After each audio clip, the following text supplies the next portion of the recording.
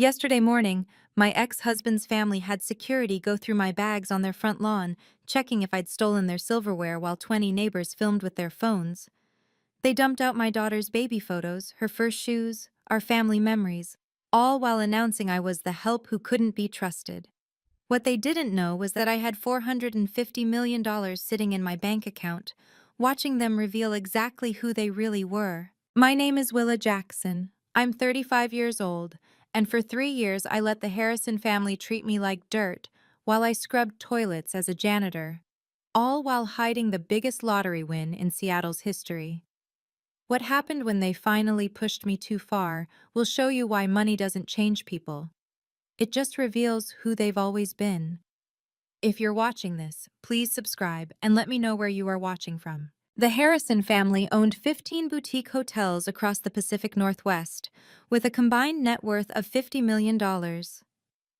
They lived in a 7-bedroom mansion overlooking Lake Washington, drove cars that cost more than most people's houses, and treated anyone making less than 6 figures like they were invisible. I'd been married to their son Daniel for 8 years before our divorce 5 years ago. During our marriage, I'd been the perfect daughter-in-law, organizing their charity events, managing their household staff, even helping Daniel get his MBA while I put my own career on hold. But after the divorce, when I took a janitor position at the Emerald Tower to support myself and Emma, I went from family member to family embarrassment overnight. The Emerald Tower stood 45 stories tall in downtown Seattle's financial district. Every night from 6 p.m. to 2 a.m., I cleaned the executive floors, the same floors where Seattle's millionaires and billionaires made deals that shaped the city. My monthly paycheck of $2,800 barely covered our rent and Emma's expenses, but I showed up every shift, pushed my cart through those marble hallways, and listened to the Harrison family tell anyone who'd listen how I'd fallen so far. What they didn't know was that I held an MBA from the University of Washington, the same degree Daniel had, except I'd graduated summa cum laude while he'd barely scraped by with a 2.8 GPA. I'd hidden my education because I knew the moment they discovered it, they'd find new ways to humiliate me. "All that education," Richard would say, "and you're still just mopping floors." But I had my reasons for staying silent. Very good reasons. The first sign of how little they thought of me came at Emma's parent-teacher conference at Evergreen Academy last September. The private school charged $45,000 a year in tuition, money that came from Emma's education trust, not the Harrisons, though they let everyone believe otherwise. Margaret Harrison arrived in her white Mercedes, wearing a St. John's suit that probably cost more than I made in 2 months. When Mrs. Peterson, Emma's teacher, asked about Emma's family situation, Margaret's response cut through me like ice. "Oh, Willa helps our family with various tasks," Margaret said with a dismissive wave, not even looking at me. "She's been with us for years in different capacities. We make sure Emma maintains her connection with her, of course. It's important for children to understand all levels of society." The other parents, tech executives, surgeons, hedge fund managers, suddenly found reasons to step away from our little circle. One mother actually moved her designer purse to her other arm when I walked past, as if poverty might be contagious. Emma found me in the parking lot afterward, tears streaming down her face. "Why did Grandma say you're the help? You're my mom!" I held her close, feeling her small body shake with sobs. "Baby, sometimes people show you who they really are when they think no one important is watching." "But you are important," she insisted, her green eyes, so like her father's, but filled with actual love, searching mine for answers I couldn't give yet. That night, I sat in my 1-bedroom apartment, looking at the lottery ticket hidden in my safe, and wondered how much longer I could keep this secret. How much more damage would the Harrisons do to Emma's spirit before I finally revealed the truth? 2 months later, the family's cruelty reached new heights during their annual Christmas card photo shoot. The photographer they'd hired, someone fancy from Bellevue, who charged $2,000 for a session, had set up in the Harrisons' living room with professional lights and a backdrop of their floor-to-ceiling windows overlooking the lake. "All right, let's get the family together," the photographer announced, arranging Richard and Margaret in the center, with Daniel beside them. "Young lady, come stand by your father." Emma grabbed my hand. "Come on, Mom." The photographer looked confused, glancing between me in my simple black dress and the Harrisons in their coordinated designer outfits. Richard cleared his throat. "Could we get just the Harrisons now? For the official card?" The silence that followed felt like a physical weight. Daniel stared at his shoes. Margaret adjusted her pearls. Emma's hand tightened in mine. "I'm not taking a picture without Mom," Emma said, her 12-year-old voice steady despite the tears threatening to spill. "Emma, darling," Margaret cooed. "We need one for the business associates, you understand." "No, I don't understand," Emma's voice cracked. "She's my mother." Richard's face darkened. "We'll take both versions. Now stop making a scene."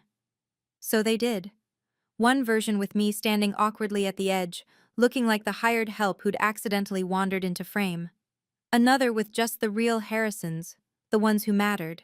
Later I found Emma in her room at my apartment, carefully cutting up the Harrison-only photo with scissors.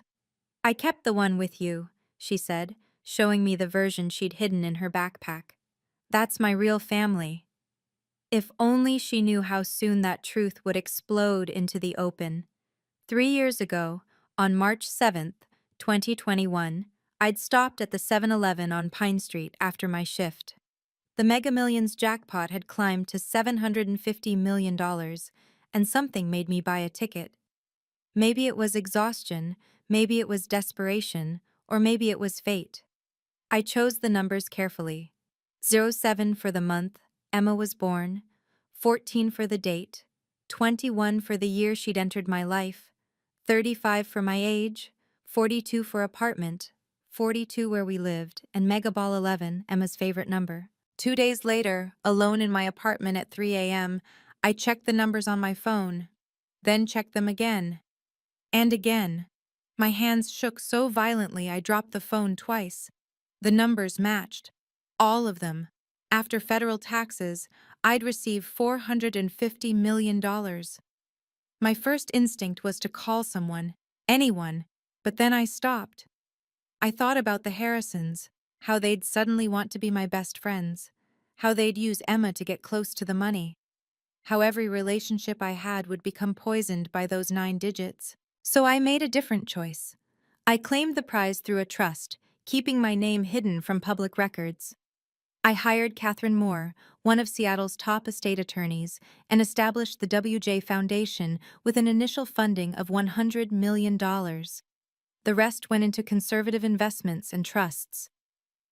Sudden wealth destroys more families than poverty ever could, Catherine had warned me during our first meeting. "Are you sure you want to keep this secret?" I thought about Emma, about teaching her the value of hard work, about knowing who really loved us. "I'm sure," I told her. "Let them show me who they really are first." The email arrived last Tuesday at 11:47 p.m., just as I was finishing my shift at the Emerald Tower. The sender was Catherine Moore, and the subject line made my blood run cold. "Urgent, irregularities in Emma Jackson Trust Fund." I sat in the supply closet, reading on my phone with trembling hands. "Willa, our forensic accountant has discovered serious discrepancies in Emma's trust fund established by her late great-grandmother in 2020. As trustee, Richard Harrison has withdrawn $3.2 million over the past 24 months, transferring funds to Harrison Hotels under the guise of investment opportunities. These transfers appear to violate federal fiduciary laws. More concerning, Richard has initiated paperwork to transfer the remaining $1.8 million to an offshore account in the Cayman Islands. The transfer is scheduled for November 18th, 72 hours from now. If completed, recovering these funds becomes nearly impossible. Misappropriation of trust funds carries a federal sentence of up to 10 years. We need to act immediately. I read the attached documents 3 times, each page making me angrier. Bank statements showing massive withdrawals, forged investment documents, Emma's college fund, her future, her security, stolen by her own grandfather to prop up his failing hotels. My phone buzzed with another message from Catherine. I've prepared everything for legal action, but we need concrete evidence of intent. The anniversary gala in 3 days would be the perfect venue for a public revelation. Maximum witnesses, including Judge Patricia Thornton, who'll be attending. Your call. I stared at my reflection in the supply closet mirror. Tired eyes, janitor's uniform, everything the Harrisons thought made me worthless. They had no idea what was coming. Emma had been struggling for months, and I'd watched helplessly as the bullying got worse. Her grades dropped from straight A's to B minuses. She stopped inviting friends over. She quit the debate team she'd loved. Mom, Sophia's mom said you clean toilets, she told me one evening, pushing her spaghetti around her plate. Is that true? I clean office buildings, baby. It's honest work. But you're smart. You read all those business books. You help me with advanced calculus. Her voice cracked. Why do you let them treat you like this when you're smarter than all of them? The question hung between us. How could I explain that I was testing them? That I needed to know if they'd love us without the money? I want to transfer schools, Emma continued. Somewhere nobody knows us. We'll need your grandfather's signature since he controls your education trust, I said carefully. He already said no. He said Evergreen Academy is about maintaining standards, and I should be grateful. She looked up at me with tears in her eyes. Mom, why does he hate you so much? He doesn't hate me, sweetheart. He hates what I represent, that his son chose someone outside their social circle, that you exist as proof. Sometimes I wish you had a real job, she whispered, then immediately looked stricken. I'm sorry, I didn't mean… I know, baby. I pulled her close. I know exactly what you meant. That night, after Emma fell asleep, I made my decision. She was suffering because of my test. The Harrisons had failed spectacularly, and now they were hurting my daughter. It was time to end this charade. Catherine called me during my lunch break the next day, her voice tense with urgency. Willa, I've been monitoring the situation. Richard just had a meeting with Yamamoto Industries about selling 30% of Harrison Hotels. The deal closes on November 20th. That's 5 days from now. He needs that offshore money to make the books look clean for due diligence. So we have even less time than we thought. Exactly. If we don't act at the gala, Emma's money disappears forever, but there's something else. She paused. I've had my investigator looking into Richard's finances. This isn't his first time. He did the same thing to his brother's children in 2015. Took their trust funds, claimed bad investments, family never pressed charges to avoid scandal. My grip on the phone tightened. How much proof do we have? Everything. Bank records, forged signatures, false investment documents. I've already briefed Judge Thornton informally. She'll be watching for our signal at the gala. Dr. Marcus Thompson from Children's Hospital is ready to announce your donation. The media packets are prepared. We just need you to pull the trigger. I thought about Emma crying in her room, about Margaret calling me the help, about Richard throwing my belongings on the lawn. Sometimes the only way to protect your child is to stop protecting their illusions, I said, echoing what I'd been telling myself for days. Is that a yes? That's a yes. Send me everything. And Catherine, make sure the FBI is ready to move the moment we go public. Already arranged.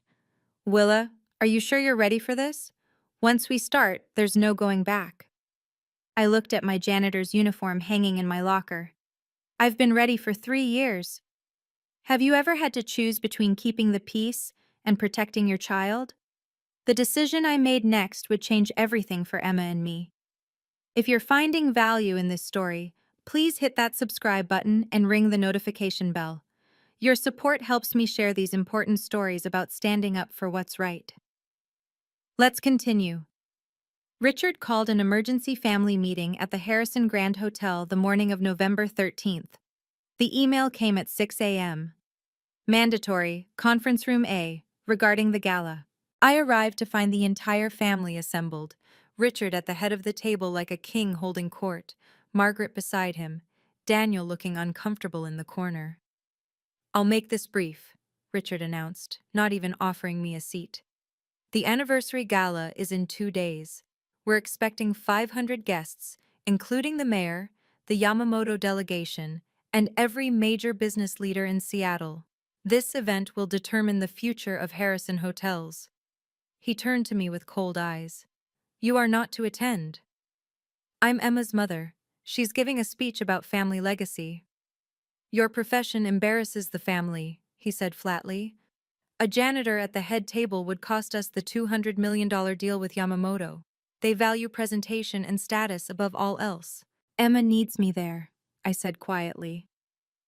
Emma needs a better role model, Margaret interjected. Someone who understands ambition and success, not someone who's content mopping floors. Daniel finally spoke up. Mom, Dad, this is wrong. Willa is what? Richard snapped. She's nothing. A reminder of your failure to choose an appropriate partner. The help sitting at our family table, the investors would walk out. I stood slowly, maintaining eye contact with Richard. So, I'm banned from my daughter's important night because you're ashamed of honest work? You're banned because you're an embarrassment, he said simply. Accept it, or we'll revisit the custody arrangement. I'm sure the courts would be interested to know Emma's mother can barely afford rent. The threat hung in the air like poison gas. The confrontation escalated quickly, words flying like knives across the conference table. I'm Emma's mother, I stated firmly. Barely, Richard shot back. I have rights. You have nothing, Margaret sneered. Nothing but a mop and a bucket and a daughter who's embarrassed to bring friends home. This is wrong, I said, my voice steady despite the rage building inside me. This is business, Richard countered. Something you'd understand if you'd done anything with that brain of yours besides waste it. Emma needs me there. She asked me to be there. Emma needs a better role model, someone successful, someone who matters. I felt my hands clench into fists under the table. You'll regret this. Richard actually laughed. Is that a threat from the janitor? What are you going to do, refuse to clean our offices? Oh wait, you don't even clean our buildings. You're not qualified for that level. Know your place, Willa, Margaret added, examining her manicured nails. You're lucky we even let you see Emma. Most families would have cut you off completely after the divorce. Dad, stop, Daniel pleaded weakly. This has gone too far. What's gone too far is this charade. Richard stood, towering over me. You want to know the truth? Every time Emma sees you in that pathetic uniform, she dies a little inside. Every time her friends ask about her mother's job, she lies. You're not protecting her by staying in her life, you're humiliating her. The words hit exactly where he intended, but I didn't flinch. I didn't cry. I just stared at him with calm eyes, memorizing this moment. Are we done here? I asked quietly. Almost. He smiled coldly. Security will escort you out. Margaret reached into her designer purse and pulled out a check, sliding it across the conference table toward me. The amount read $50,000. This is more than you make in 2 years, she said with a practiced smile. Take it. Move to another state. Start fresh. Find a nice janitor to marry. Emma can visit you during summers once she's older and understands why this was necessary. I picked up the check, examining it carefully. And in exchange, you sign away any informal visitation rights. You don't contest when we enroll Emma in boarding school in Switzerland next year. You don't show up at family events. You fade away quietly. Like I never existed, I said. Exactly. Be smart for once, Willa. This money could change your life. Daniel stood abruptly. Mom, you can't buy her off like she's some... Like she's what? Richard interrupted. An employee? That's essentially what she is. Someone who provides a service, in this case being Emma's biological mother, for which we've been more than generous. I stood slowly, leaving the check on the table. I need to think about it. The offer expires at midnight tomorrow, Richard said. After that, our lawyers handle everything. And trust me, you can't afford to fight us. I walked to the door, pausing before I left. You know what the saddest part is? Emma loves you. Despite everything, she loves her grandparents. She won't after tomorrow night. As I walked out, I pulled out my phone and sent a single text to Catherine. It's time. The response came immediately. Everything's ready. See you at the gala. The Harrisons thought they'd won. They had no idea they'd just signed their own destruction. The next morning, I met with Dr. Marcus Thompson and 3 board members from Seattle Children's Hospital at a private dining room in the Four Seasons. They didn't know me as Willa the janitor. To them, I was Ms. Jackson, CEO of the WJ Foundation. The Harrison family has been courting us for 6 months, Dr. Thompson said, adjusting his glasses. They've promised a $10 million donation, but keep finding excuses to delay. Meanwhile, you're offering $50 million with no strings attached? The only string, I said, sliding the contract across the table, is timing. I want the announcement made at tomorrow's gala, public, prominent, with full media coverage. That's unusual, one board member noted. The Harrisons specifically requested to be our largest donor at that event. They'll be shocked when they learn who their real benefactor is, I smiled. I need you to trust me.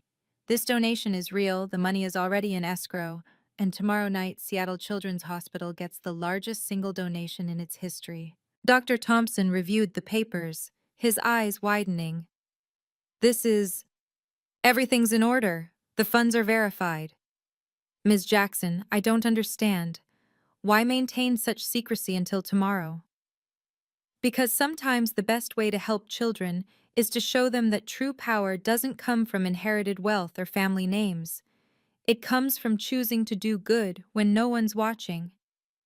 And you want the announcement at exactly 9 p.m.? Right after Richard Harrison's keynote speech, I'll be in the audience. When you call me up, act like it's the first time we're meeting publicly. Dr. Thompson extended his hand. Ms. Jackson, you have a deal. Tomorrow night, we make history. If only he knew how much history we'd actually be making. Catherine Moore's law office occupied the entire 38th floor of the Emerald Tower, 3 floors below where I cleaned every night. She'd been working around the clock, and it showed in the boxes of evidence covering her conference table. The forensic accounting is complete, she said, spreading out documents. Richard Harrison has systematically drained Emma's trust fund through fraudulent transfers. Look at these. The paper showed a clear pattern. Fake invoices for investment consulting, property that didn't exist, returns that never materialized. $3.2 million stolen from a 12-year-old girl by her own grandfather. The FBI Financial Crimes Unit has been investigating Harrison hotels for 6 months based on my tips, Catherine continued. They were waiting for concrete evidence. This is it. The moment you go public, they move in. And the media packets? 50 folders prepared for the major outlets. Each contains copies of the embezzlement evidence, your lottery win documentation, and a timeline of the Harrison family's treatment of you. The Seattle Times already has a reporter assigned to the gala specifically to watch the Harrisons. She pulled out another document. There's something else. Daniel came to see me yesterday. I looked up sharply. What? He's been documenting his father's crimes for 2 years. He wants to testify. He says he's tired of being a coward. And you believe him? I believe the recordings he provided, Richard admitting to the theft, planning to blame bad investments if caught. It's all here. She tapped a USB drive. Your ex-husband might be weak, but he's not evil. He wants to do right by Emma. I stared at the mountain of evidence. Once we start this, there's no stopping it, Catherine finished. Are you ready? I've been ready for 3 years. Emma found me in my apartment after school, her backpack dropped carelessly by the door. She looked older than her 12 years, worry etched into features that reminded me painfully of Daniel's better qualities. Mom, I need to ask you something, she said, sitting beside me on our worn couch. And I need you to tell me the truth. Always, baby. I heard Grandpa on the phone yesterday. He was panicking about someone named WJ. He said WJ is going to ruin everything and we can't let WJ near the gala. Then Grandma said something about WJ having more money than God. She paused, studying my face. Mom, are you WJ? I took her hands in mine, feeling their slight tremor. What makes you think that? Because you're the only person who scares them. Not Dad, not their lawyers, not even the mayor. Just you. And you're different lately. Calmer, like you're waiting for something. You're very observant. Mom, please. I know you're hiding something big. I see you reading those financial documents when you think I'm asleep. I found the business card for Catherine Moore, one of Seattle's most expensive lawyers. Janitors don't have lawyers like that unless… Unless what? Unless they're not really janitors. Her green eyes searched mine. Mom, are you rich? Is that why you're not worried about their threats? I pulled her close, kissing the top of her head. Baby, after tomorrow night, no one will ever disrespect you or me again. I promise you that. So you are WJ? Tomorrow night, sweetheart. Everything becomes clear tomorrow night. But tonight, I need you to trust me. Can you do that? She nodded against my shoulder. I love you, Mom. Janitor or CEO or whatever you are. I love you too, baby. More than all the money in the world. The morning of November 15th started with Richard's final act of cruelty. I'd gone to the Harrison mansion to collect Emma's dress for the gala, hoping to slip in and out quietly. Instead, I found Richard on the front lawn with an audience of at least 10 neighbors, their phones already recording. Perfect timing, Willa, he announced loudly. We're just clearing out some trash. My personal belongings, photos from my marriage, Emma's baby books, even Christmas ornaments we'd collected as a family, were scattered across the manicured lawn. Security guards stood ready, as if I were some kind of threat. These are Emma's things too, I said calmly, kneeling to pick up a photo of her first birthday. Janitor belongings on the curb where they belong, Richard proclaimed to his audience. This is what happens when you don't know your station in life. Margaret emerged from the house carrying my old jewelry box, a gift from Daniel's grandmother. She opened it theatrically, dumping the contents onto the grass. Costume jewelry, how fitting. The neighbors whispered among themselves, phones capturing every humiliating second. I recognized most of them from school events, charity galas, the country club Daniel still attended. But Mrs. Thompson from next door stepped forward. Richard, this is unnecessary. It's necessary to maintain standards, Patricia. You'll understand when your daughter brings home someone inappropriate. I continued gathering items in silence, my movements deliberate and dignified. Each photo, each memory collected with the same care I used cleaning office buildings. Let them record. Let them watch. In 8 hours, these same people would witness something very different. Security, check her bags, Margaret ordered. Make sure she hasn't taken anything valuable. The guards reluctantly searched through Emma's baby clothes and family photos while 20 people watched. The security guards emptied my bags onto the driveway, pawing through Emma's baby shoes and the photo albums I'd tried to save. Margaret stood over them like a supervisor pointing at items. Check that frame. It looks like real silver. And that book, make sure she didn't hide anything inside. Mrs. Harrison, the head of security said uncomfortably, there's nothing here but personal items. Check everything. We can't trust someone of her background. The way she said background made it clear she meant more than my job. One neighbor was live streaming now, narrating to her followers. Drama at the Harrison mansion. The ex-daughter-in-law is being searched like a criminal. Richard stepped closer to me. This is what Emma sees. Her mother, on her knees in our driveway, being searched for stealing. How do you think that makes her feel? I looked up at the house and saw her. Emma at her bedroom window, tears streaming down her face, her phone pressed against the glass recording everything. Our eyes met for a moment before Margaret noticed. Emma! Get away from that window right now! But Emma didn't move. She kept recording, kept watching, kept crying. Daniel's car screeched into the driveway. He jumped out, his face red with anger. "What the hell is going on here?" "We're protecting our property," Richard said coldly. "From what? Mom's baby photos?" Daniel grabbed the security guard's arm. "Stop this, now." "You're too late to play hero," Richard said. "As usual." The head of security straightened up.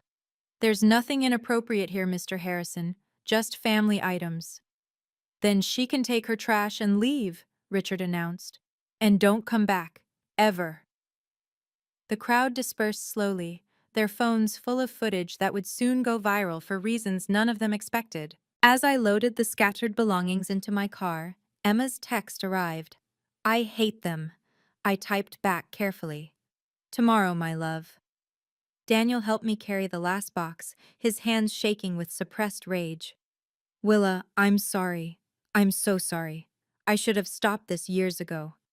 "You're trying to stop it now. That matters." "Dad's lost his mind. This deal with Yamamoto has him desperate. He's been moving money around, hiding debts.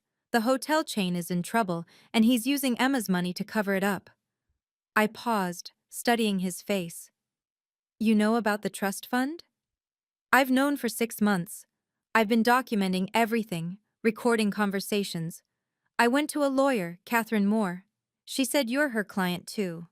Why didn't you tell me sooner?" "Because I'm a coward," he said simply. "Because standing up to him meant losing everything, my job, my inheritance, my family. But watching him do this to you, to Emma, I can't anymore."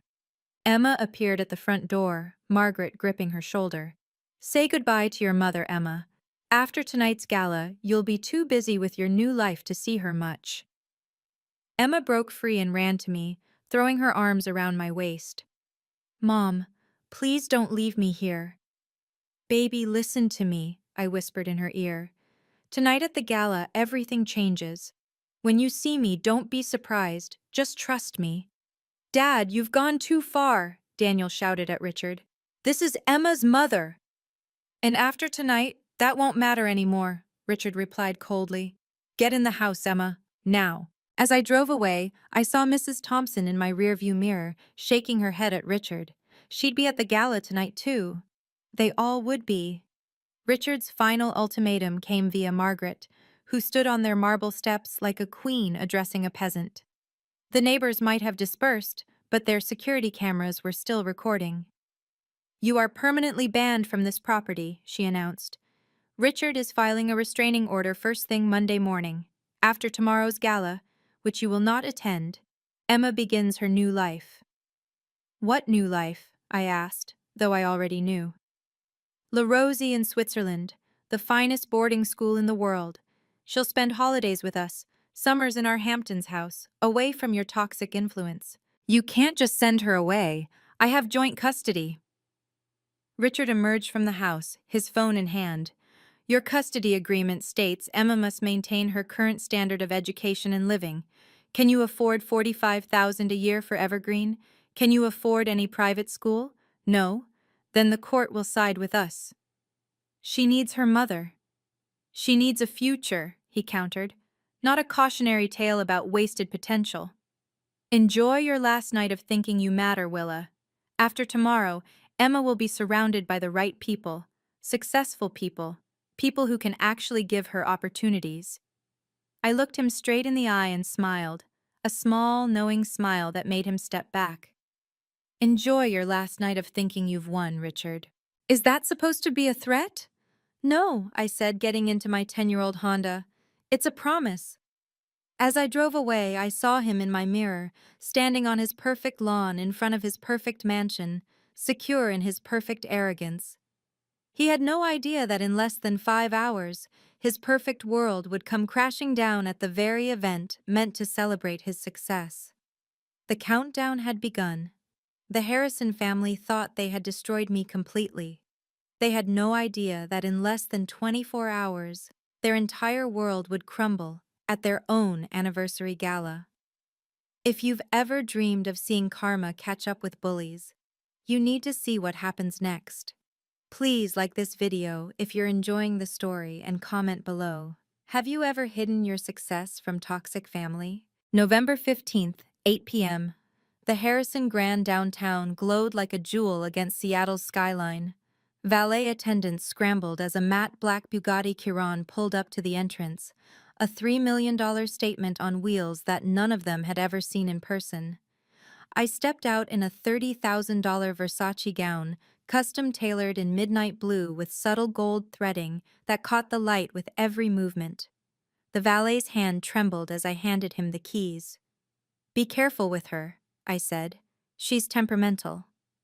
Security moved to intercept me at the door, the same men who'd searched my belongings this morning. The head of security, Marcus, stopped dead when he saw the invitation I presented. "CEO, WJ Foundation," he read aloud, his voice cracking. Ms. Jackson? "Good evening, Marcus. I believe the mayor is expecting me." As if on cue, Mayor Patricia Coleman appeared in the lobby, her face lighting up with recognition.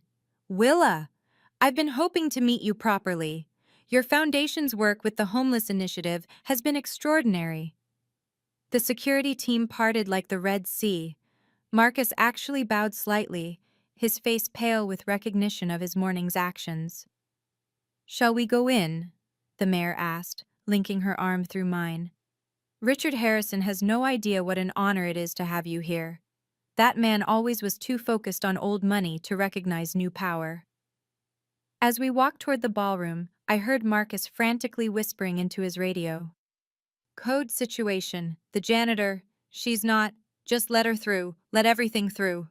The grand entrance was about to become a grand reckoning.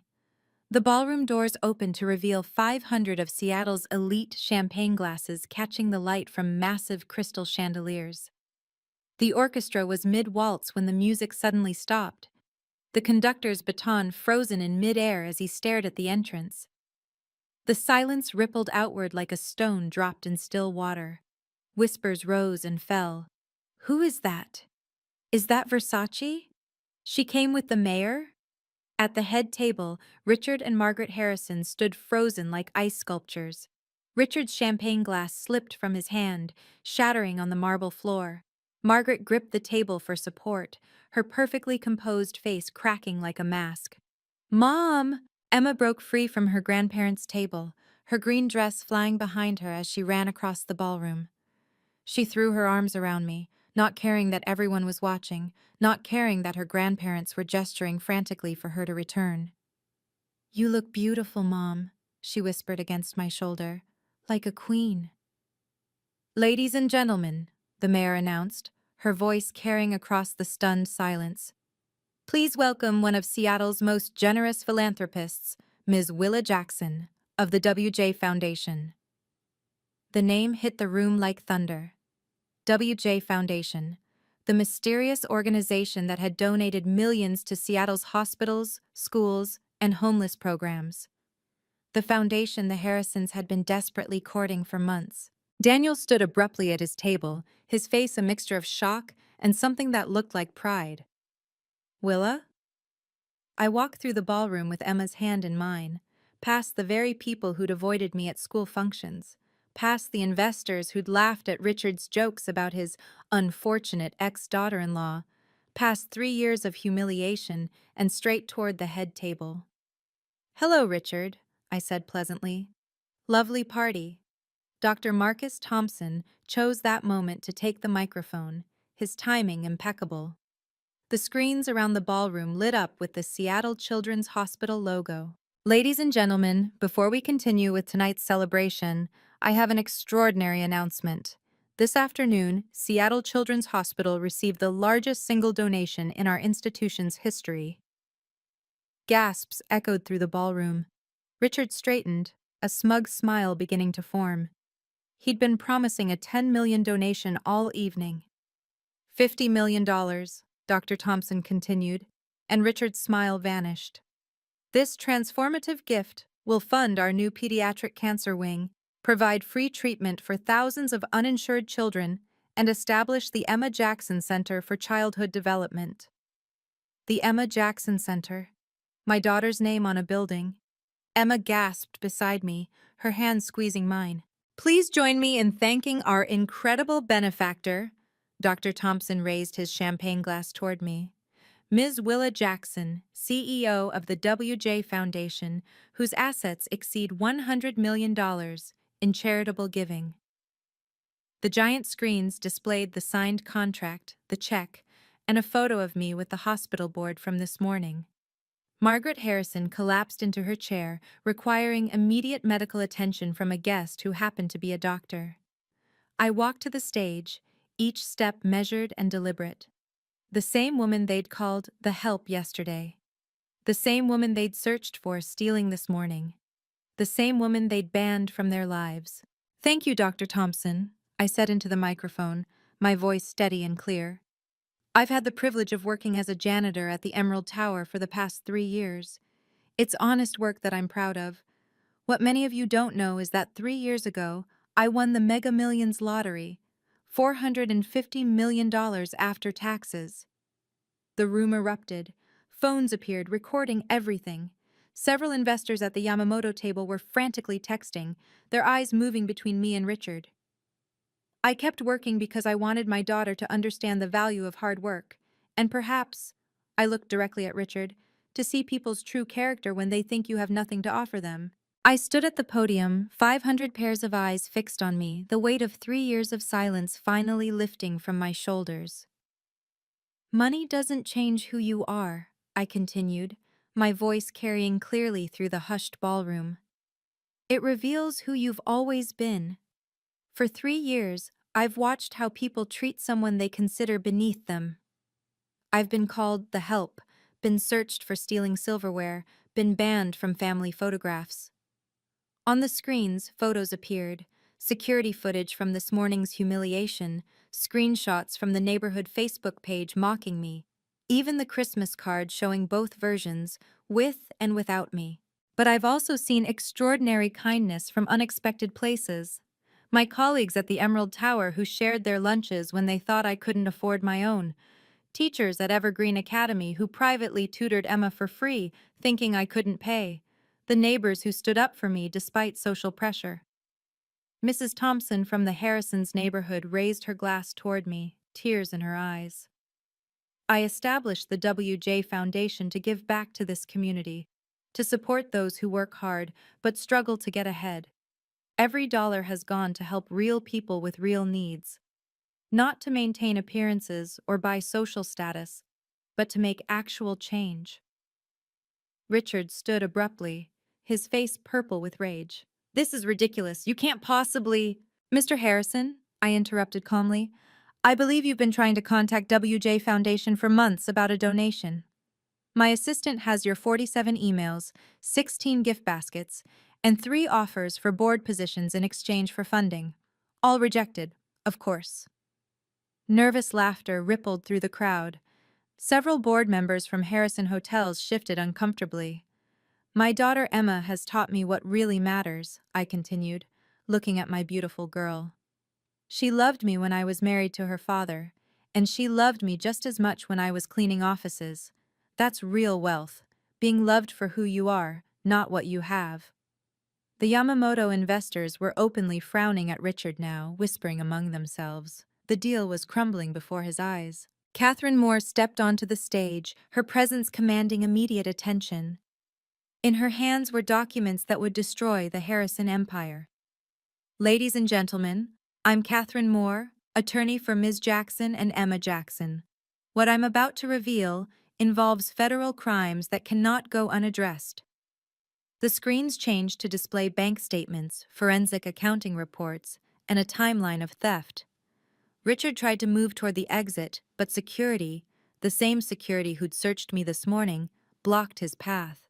Richard Harrison, as trustee of Emma Jackson's $5 million trust fund, has embezzled $3.2 million over the past 24 months. These funds, left by Emma's great-grandmother, were systematically stolen to cover Harrison Hotel's mounting debts. Gasps and outcries filled the room. Phones were recording from every angle. The Seattle Times reporter was typing furiously. "The evidence is irrefutable," Catherine continued. "Forged documents, fraudulent transfers, false investment reports. The FBI has been notified and will be executing warrants tomorrow morning." "This is lies," Richard shouted. I invested that money for Emma's future. Into offshore accounts in the Cayman Islands? Catherine asked, displaying the transfer documents. Scheduled for permanent transfer in less than 48 hours? Margaret fainted again, this time requiring actual paramedics.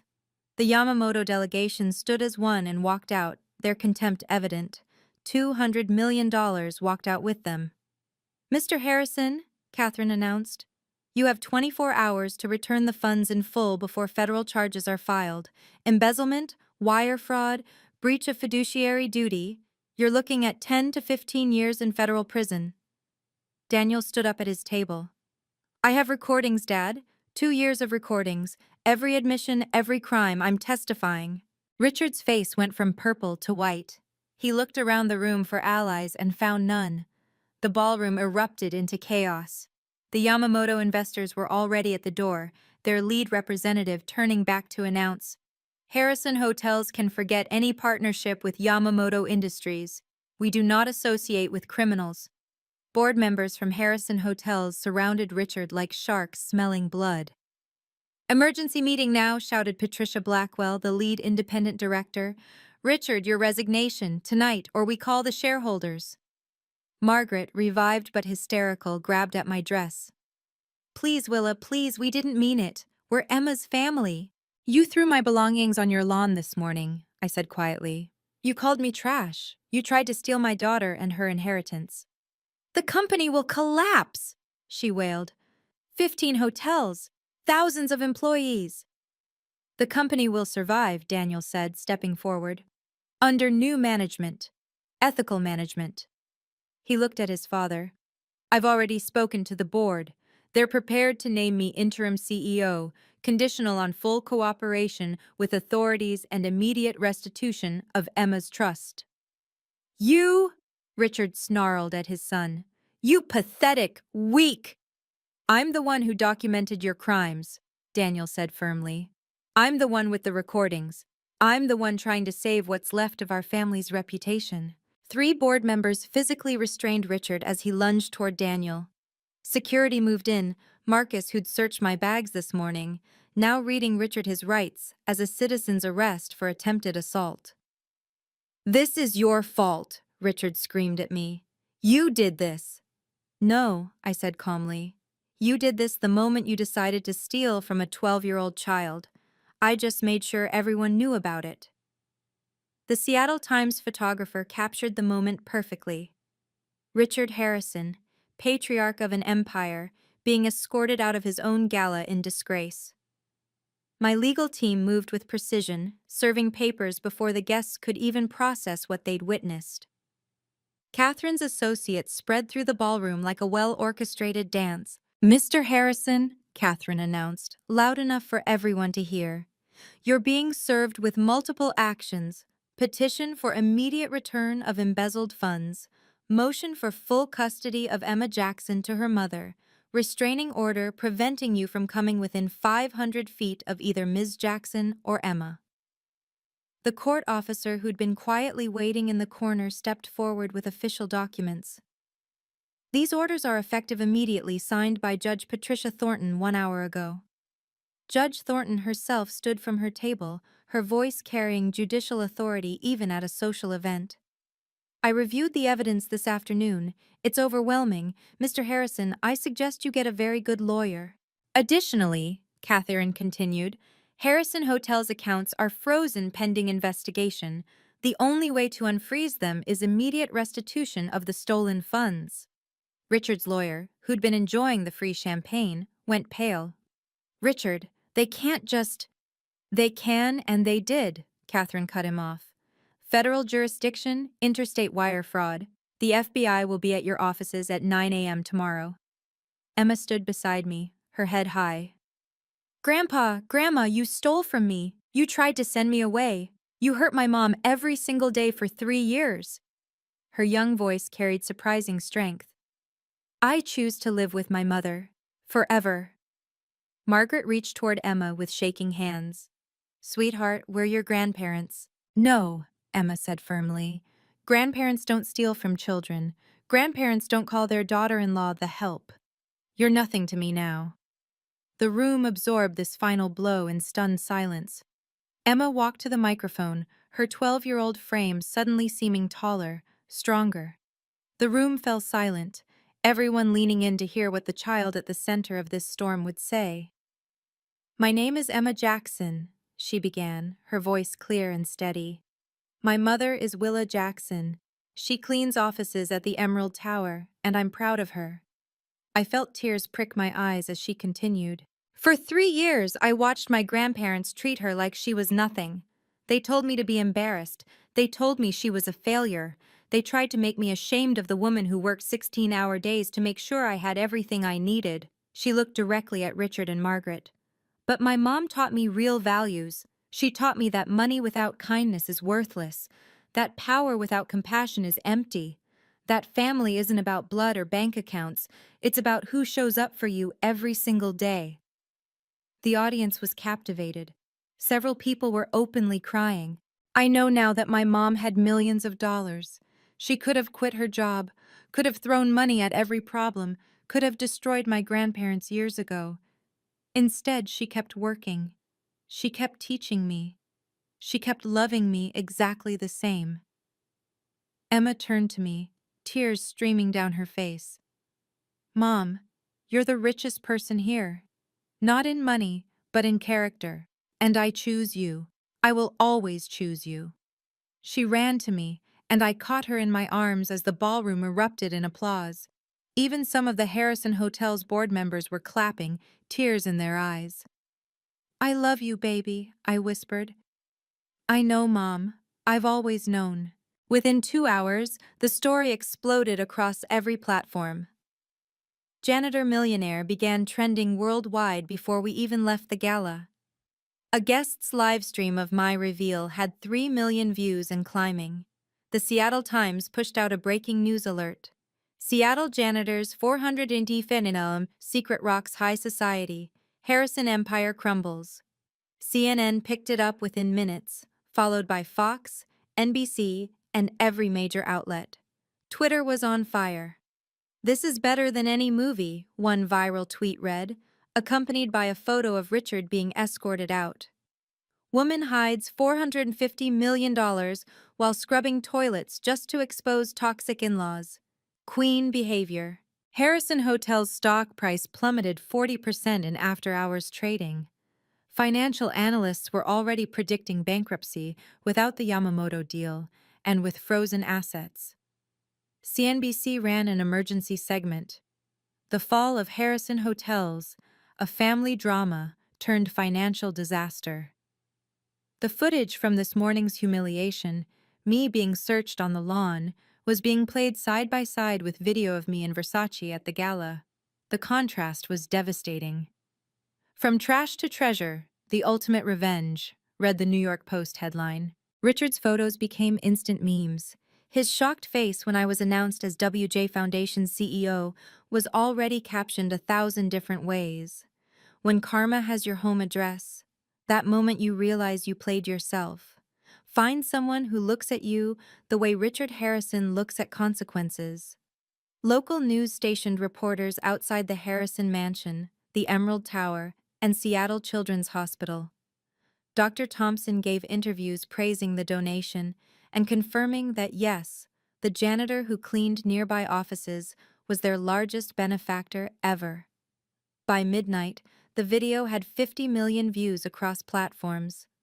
The world was watching Seattle's elite learn what happened when you treated the wrong person like garbage. The business collapse was swift and merciless.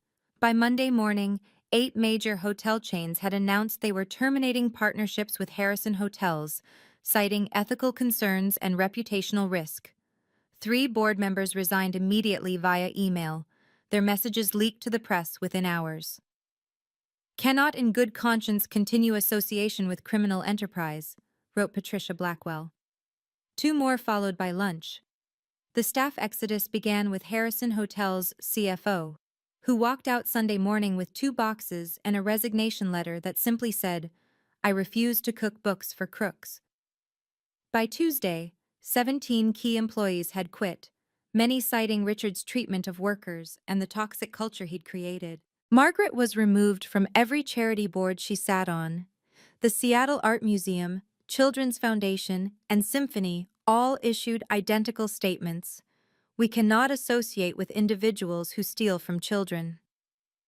The country club revoked both Harrison memberships, posting the decision on their bulletin board for all members to see. Former employees came forward with their own horror stories. A supervisor Richard had fired for refusing to falsify records.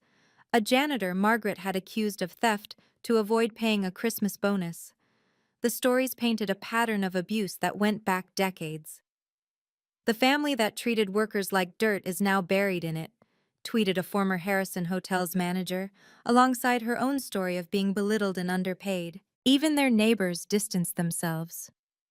The same people who'd watched my humiliation that morning now told reporters they'd always suspected something was off about the Harrisons. Mrs. Thompson gave an interview describing the morning's events as the most disgusting display of classism I've ever witnessed. Daniel, to his credit, held a press conference announcing massive reforms, minimum wage increases, employee profit sharing, and a complete restructuring of company culture. "My father's way dies today," he declared. The FBI raids began at dawn on November 17th. Federal agents swarmed Harrison Hotel's corporate offices, carrying out boxes of documents while news helicopters circled overhead. Richard's arrest was methodical and public. Agents walked him out in handcuffs as cameras rolled. The perp walk was everything the media hoped for. Richard, still in his wrinkled tuxedo from 2 nights before, stumbling down the courthouse steps. His lawyer tried to shield him from cameras, but there was no escaping the wall of press. "Mr. Harrison, did you steal from your granddaughter? How does it feel to lose everything? Was humiliating your ex-daughter-in-law worth federal prison?" Bail was set at $5 million. Cruel irony, since that was exactly what Emma's full trust should have been. With assets frozen, Richard couldn't make bail without selling the mansion, which he was forced to do within 48 hours. The buyer? One of my foundation's subsidiaries, which would convert it into transitional housing for homeless families. "The man who called me worthless is now worth less than nothing," I told Catherine when she delivered the news. The federal prosecutor announced 15 charges: wire fraud, embezzlement, money laundering, conspiracy, and more. Each carried significant prison time. "Mr. Harrison faces a minimum of 10 years, likely 15 to 20, she stated at the press conference. Margaret, broken and humiliated, was forced to move into a small apartment in Tacoma. The woman who'd spent decades cultivating her image as Seattle society's queen was now radioactive. No charity would take her calls. No club would admit her. No friend would acknowledge her. Richard's mugshot became the most shared image in Seattle Times history. The headline simply read, "Fallen." Support poured in from unexpected places. The Janitors Union announced a scholarship in my name for children of service workers, raising $100,000 in the first week. Willa Jackson proved that dignity isn't determined by your job title, the union president said at the announcement. Seattle's mayor offered me a position on the Economic Council. "We need voices that understand both struggle and success," she said publicly. Ms. Jackson's unique perspective would be invaluable. My colleagues at the Emerald Tower threw a celebration that made the news. Over 100 night shift workers gathered in the lobby, holding signs reading, "Proud to work with Willa," and "Janitors are essential." Many shared stories of my kindness over the years, covering shifts, sharing lunches, listening to problems. Mrs. Thompson from the Harrisons' neighborhood arrived at my apartment with flowers and an apology. "I should have spoken up sooner. We all knew how they treated you. Your courage gave us permission to stop pretending it was acceptable." Even some Harrison relatives reached out. Daniel's aunt Sarah called from Portland. "We knew Richard was stealing from the trust. We were too scared to speak up. He controlled everything. Thank you for being braver than we were." Former Harrison Hotel's employees created a support group, sharing stories of Richard's abuse and Margaret's condescension. Several revealed they'd suspected financial crimes but feared retaliation. Willa gave us a voice, one wrote. She showed us that bullies only have the power we give them. The security guard Marcus, who'd searched my bags, sent a formal apology letter and a donation to Emma's education fund. I knew it was wrong. I did it anyway. I'm ashamed and inspired by your grace under pressure. Daniel requested to meet at a neutral location, a quiet coffee shop downtown where we'd once planned our future together. He looked older, worn down by the last week's revelations, but also somehow more solid, more real. Willa, I need to apologize, not just for this week or this year, but for everything. For being a coward during our marriage, for letting my parents control our lives, for failing you and Emma every single day since. Daniel, please, let me finish. I see now why you hid the money. We all failed your test of character. Spectacularly. My parents showed their greed and I showed my weakness. Again. He pulled out documents. Therapy appointment confirmations, custody agreements, financial waivers. I've started seeing a therapist, twice a week.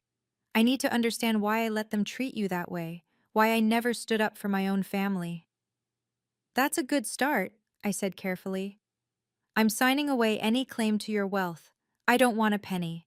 I'm also requesting supervised visitation with Emma until the therapist says I'm ready. I need to earn the right to be her father again. And your parents? I'll testify against my father. Fully. He stole from his granddaughter. There's no forgiveness for that. As for my mother, he paused. She's broken, Willa. Completely broken. But that's not your problem to solve. No, it's not. He stood to leave, then turned back. For what it's worth, you look happy. Really happy. For the first time since I've known you, you look free. I am free, I replied. We all are now. He nodded and walked away, shoulders straighter than I'd seen them in years. Maybe Daniel would finally become the man I'd once thought I'd married. Emma thrived in ways I'd never imagined possible. Within a week of the gala, she'd transformed from an anxious, apologetic child into someone who walked with her head high and her voice clear. We transferred her to Seattle Progressive Academy, a school that valued character over connections. On her first day, she introduced herself simply. I'm Emma Jackson. My mom's a janitor and a philanthropist, both matter. She started a foundation of her own, Kids of Essential Workers, providing scholarships and support for children whose parents worked in service industries. The launch event raised $50,000 in 2 hours. Mom, you taught me money means nothing if you lose yourself getting it, she told me as we reviewed the foundation's first applications. These kids deserve the same chances I got, without the toxic grandparents. Her therapy sessions were helping her process the trauma of the last 3 years. I kept thinking it was my fault, she admitted one evening, that if I was better, smarter, more like them, they'd treat you better. Dr. Chen says that's called transferred shame. She chose to legally change her name to just Emma Jackson, dropping Harrison completely. That's not who I am, she said firmly. I'm your daughter. Period. The book she decided to write, My Mom, the Millionaire Janitor, already had publishers interested. It's not about revenge, she explained to potential editors.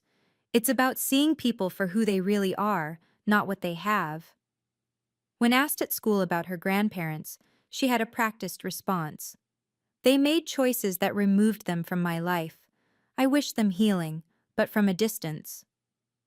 The girl who'd once cried about her mother's job now brought me lunch at the Emerald Tower, proud to be seen with me in my uniform.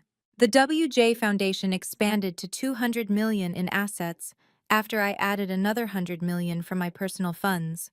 We focused on supporting working families, funding education for service workers' children, and improving working conditions in buildings across Seattle. I bought the Emerald Tower, the entire building, for $80 million. My first act as owner was to raise every service worker's wage by 50% and institute profit sharing. The janitors I'd worked alongside for 3 years cried when I announced it. You could have left us behind, Marcus, my shift supervisor, said. Most people would have. You never left me behind, I reminded him. When you thought I couldn't afford lunch, you shared yours. That's worth more than any salary increase. I kept visiting monthly, sometimes picking up a mop and joining the crew. It kept me grounded, reminded me where I'd been and why I'd stayed. The executive tenants who once ignored me now nodded respectfully, knowing their building owner might be the one emptying their trash. The foundation created a program specifically for single working mothers, providing childcare, education grants, and emergency support. 300 families enrolled in the first month. I dated James, a teacher from Emma's new school who'd known me as Emma's janitor mom, before learning about the money. He'd brought me coffee during a parent-teacher conference saying, "You look like you could use this more than me." That simple kindness, offered when he thought I had nothing, told me everything.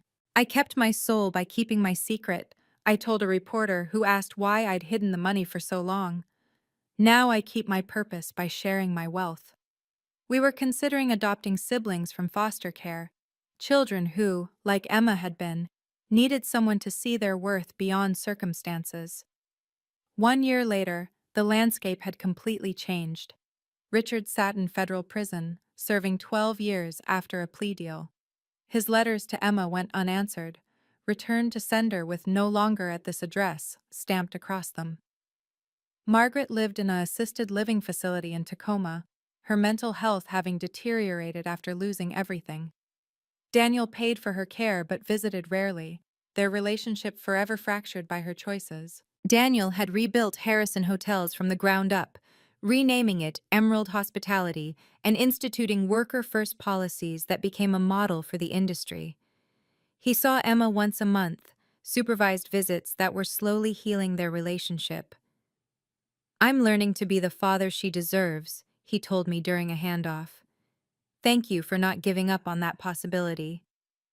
Emma and I lived in a modest 5-bedroom house in Queen Anne, nice but not ostentatious. We hosted dinner every Sunday for friends who'd supported us during the dark years, the table full of janitors, teachers, and neighbors who'd shown kindness when they thought we had nothing.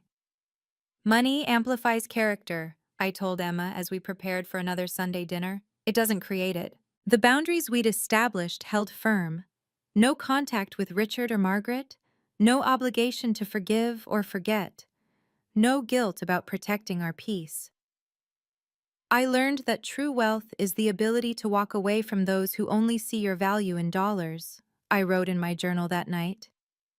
It's knowing that the person scrubbing floors might be worth more than the person walking on them. It's teaching your child that respect isn't earned by bank accounts, but by how you treat people who can do nothing for you. The Harrisons had taught me that, just not the way they'd intended. Thank you for joining me on this journey from humiliation to vindication. If this story resonated with you, please subscribe and share it with someone who needs to hear that their worth isn't determined by their job title or bank account. Comment below with your thoughts. Have you ever hidden your success to test someone's character? Remember, you teach people how to treat you by what you accept. Until next time, know your worth.